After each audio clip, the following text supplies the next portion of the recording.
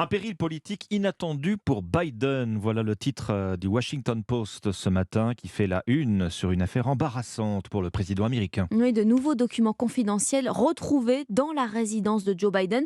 Et c'est la deuxième fois en une semaine. Alexis Guilleux, vous êtes le correspondant d'Europe 1 aux États-Unis. Et une enquête indépendante vient d'être ouverte, Alexis. Oui, le ministère de la Justice a nommé un procureur indépendant pour enquêter sur ces documents. On ne connaît pas leur contenu, mais ils datent du temps où Joe Biden était vice-président de Barack Obama.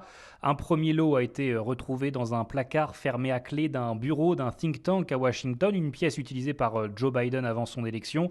Le deuxième lot se trouvait dans un espace de stockage du garage de la maison du président dans le Delaware. Joe Biden s'est dit surpris par ces découvertes. Les gens savent que je prends au sérieux les documents classifiés. Nous coopérons totalement avec l'enquête du ministère de la Justice. Alors cette affaire fait bien entendu écho à celle des archives retrouvées chez Donald Trump en Floride, mais l'ampleur n'est pas tout à fait la même.